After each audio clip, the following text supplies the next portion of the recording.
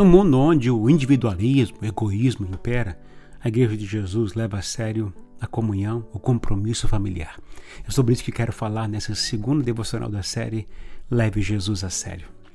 Olá, eu sou Heber Juncker, seja bem-vindo ao nosso canal, também ao nosso podcast no Spotify. Muito legal ter você aqui com a gente. Obrigado por sua presença e poder dividir com mais pessoas esse vídeo também aqui. E antes de continuar, quero te pedir que se inscreva no nosso canal para acompanhar toda essa série e também não se esqueça de ativar o sininho para assim toda vez que eu postar um novo vídeo, você também seja notificado. Falamos na devocional anterior que os discípulos levaram a Deus muito a sério. Tudo o que faziam tinha como propósito e motivação o Senhor Jesus Cristo. Não importava onde estavam, em que circunstâncias estavam vivendo, se trabalhando ou não, preso ou livre, tudo o que faziam era por causa de Jesus e seu Evangelho. Pensa num povo apaixonado por Jesus, eram os primeiros discípulos. E hoje vemos um povo também muito apaixonado por Jesus, cantando, quando estão cantando, louvando, adorando ao Senhor Jesus. Isso é lindo e maravilhoso de ver. Mas talvez esteja nos faltando, como resultado de nossa paixão por Jesus, um coração apaixonado em servir o próximo, em abençoar o outro. E se quisermos aprender a ser como discípulo do Senhor Jesus, como eles eram e influenciaram não somente a sua geração, mas a todas as gerações até hoje, temos que considerar tudo o que eles priorizavam em suas vidas. Falamos que eles levavam muito a sério a igreja, o reunir-se como igreja num lugar. E hoje quero falar que eles também levaram muito a sério a comunhão a sério. Diz a Bíblia que todos os que criam estavam juntos e unidos e repartiam uns com os outros o que tinham. Atos 2,44. Na versão NVI diz, os que criam mantinham-se unidos e tinham tudo em comum.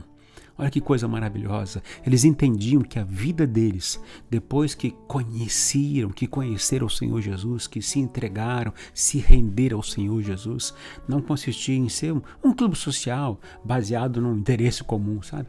Mas eles eram uma grande família, filhos nascidos do mesmo Pai Celestial.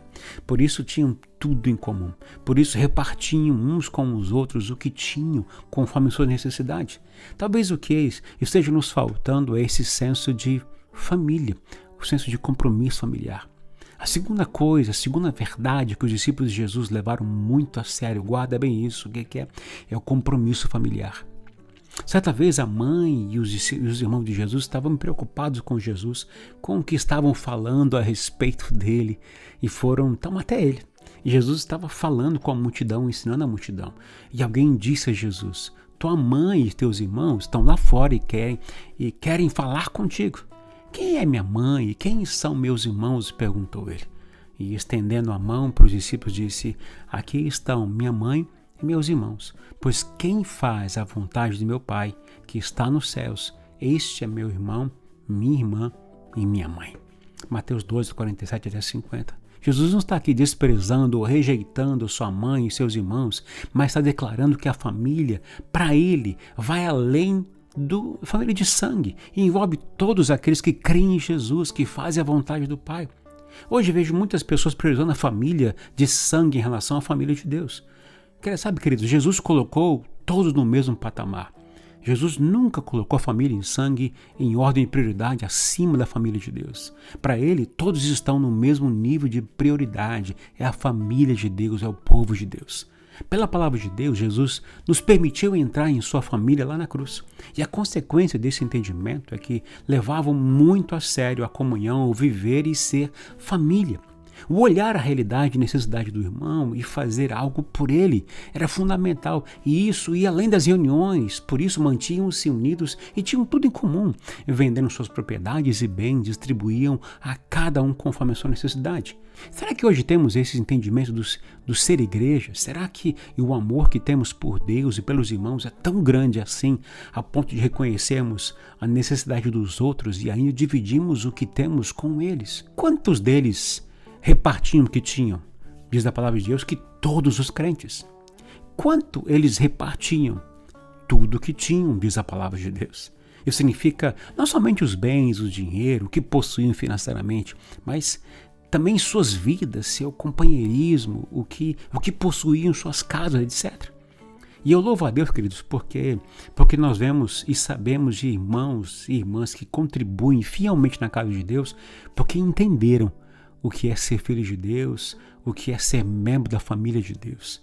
Eles realmente se converteram a Jesus e seus ensinamentos e assumiram o compromisso com a família de Deus. Por isso repartam o que tem, dividem para que a igreja possa sobreviver e também continuar sua missão.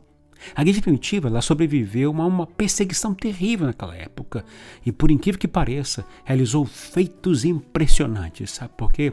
Porque eles entendiam a necessidade de servir uns aos outros, de se sacrificar em prol do próximo e da família. Como pessoas individuais ou individualistas e egoístas, com certeza o projeto de ser igreja teria sido destruído pela força terrível de seus inimigos naquela época. Como crente em Jesus, como discípulo de Jesus, você pode até sobreviver por um tempo separado da igreja, mas não pode florescer. Sabe por quê? Porque o potencial que Deus te deu nunca será atingido até você se comprometer de todo o coração com uma comunhão com uma igreja, com a família de Deus e investir sua vida em servir a visão de Deus para aquela igreja. Isso somente será possível se Jesus for o centro da sua vida. Leve Deus a sério como discípulos do primeiro século fizeram e desfrute da bênção de viver na família de Deus e não somente isso, dar continuidade através de seus filhos dessa promessa e dessa bênção de Deus. Na próxima devocional falarei de mais uma coisa, de mais um elemento que os discípulos levaram muito a sério. Aguardo você e lembre-se, permita Jesus ser o centro da sua vida e da sua família. Se esse vídeo abençoou você, peço que dê um like aqui, deixe um like e também mande o link para os seus amigos, seus familiares, todos os seus conhecidos. Que Deus te abençoe neste dia.